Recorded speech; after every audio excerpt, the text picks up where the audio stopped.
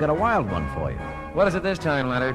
We've received a report that a man in Pflugenville, a Professor Schatz, has discovered a way to transform ordinary metals into gold. You've got to be kidding. He's serious, Sam. We received this information from a very reliable source. Yes, as a matter of fact, our intelligence reports that a number of other parties, opposition parties, are on their way to Pflugenville right now. But this thing is a myth. The Midas touch story. It goes back to medieval legend, when the alchemists claimed they could turn lead into gold. Medieval or not, the Treasury Department is very concerned. Why? Because if it's true, it could be the most powerful weapon since the atomic bomb. The group that controls that process could determine the economy of the entire world. Can you imagine the market being flooded with all of that gold? Our currency would be destroyed. Nations would go bankrupt. How come every time we get a nutcase, it falls into my lap? Many men were considered crazy until their theories were proven.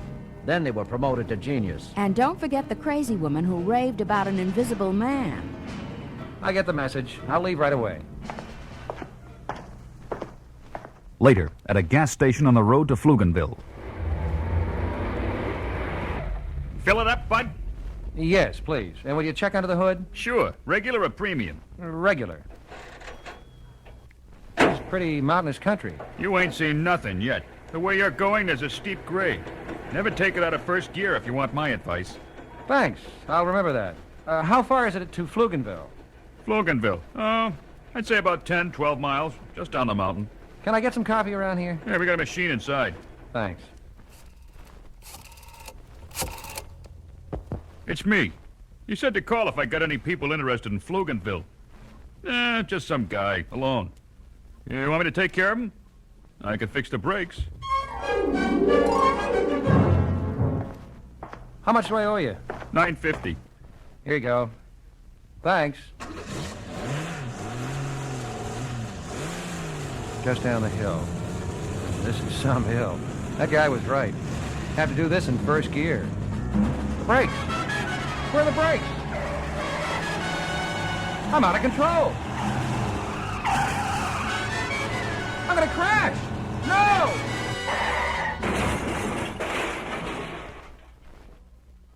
Hey, buddy, you all right? Come on, wake up. Where am I? What happened, officer? Oh, you had a nasty accident. You're lucky to be alive. There's nothing left of your car. I lost my brakes. Coming down the hill. They didn't grab. Happens all the time. Ride the brake down this grade. They burn out in no time. Where you going? To Pflugenville. Come on, I'll call the wrecker and give you a lift. That was a close call, buddy.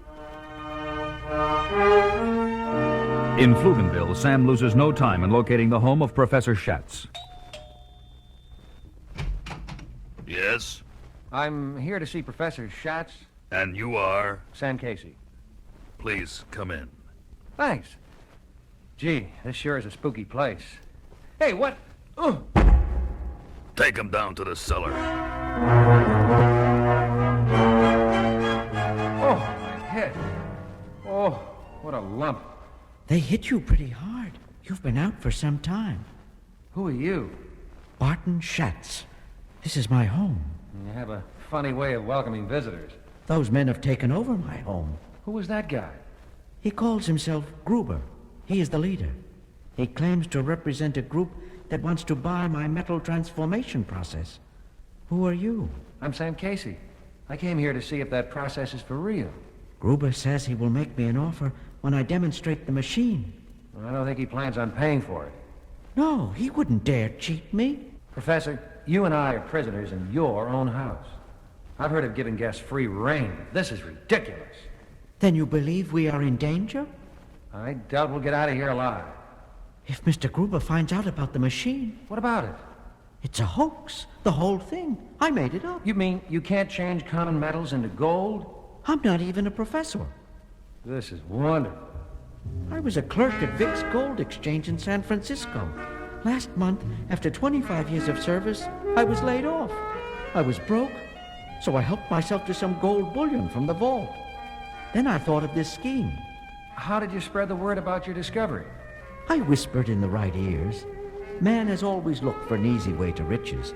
I thought I deserved to cash in on his greed. How did you do it? The machine? Oh, it's child's play. That's it in the corner. Lights, dials, gauges, very impressive, don't you think? I place a bar of steel or brass in the trap and close the hatch. Turn on the machine.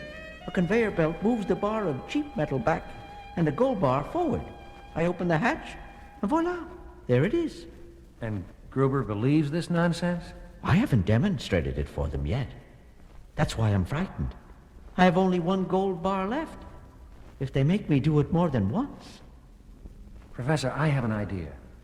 And it may be the only way we can get out of here alive. We have to convince Gruber and his men that your machine really works. Now listen carefully, because your life depends on it. Okay, on your feet. Get a move on. Professor, let's talk business. This machine can turn any metal into gold. Well, yes. How does it work?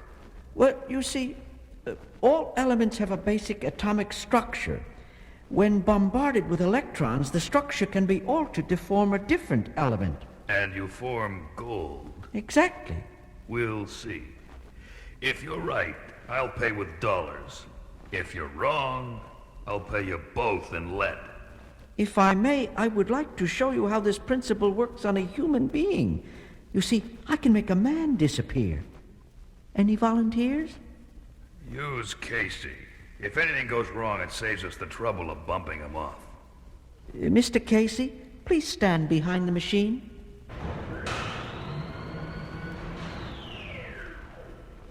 He's gone. Casey's disappeared. Where is he, Professor? Well, you see, his molecular digitoid was famished out and... Bring him back. Now? Yeah. Let's try it with the gold.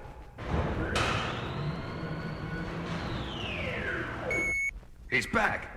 Come out from behind that machine. I don't want you disappearing again. Yes, we don't want that.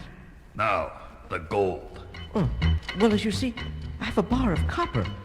I place it in the machine. Here you are, Mr. Gruber. One gold bar, worth approximately $5,000. How much do you want for the whole thing, Professor? He wants $4 million. Quiet, you. I asked the old man. $4 million is a reasonable figure. I'll call my money, man. Hello, yeah. It's me, Gruber. The crazy thing really works. I saw it with my own eyes. No, it's for real. He even made a guy disappear. No, Casey. You didn't do such a thorough job on his brakes. I'll handle him later. I need a check for $4 million. No, I can't shoot him yet. I need him to operate the machine. I'm just going to show him the money to get the process started. Don't worry. I'll kill them both afterwards.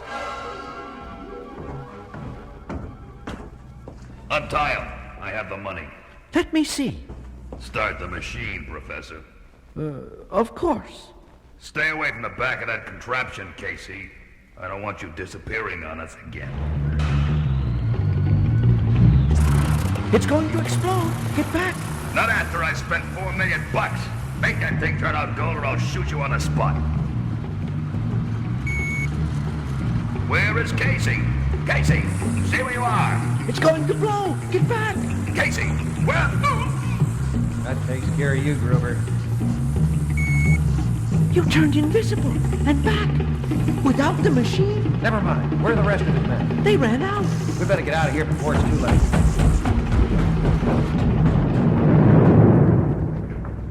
It is the next day, back at Intersect headquarters. Well, Sam, what are you going to do with the $4 million? He's going to return the money to the U.S. Treasury, where it originally belonged before Gruber got his hands on it. It was nice while it lasted. What's going to happen to Barton Schatz? He'll have to face charges for stealing the gold. Poor man. I wouldn't bet on that.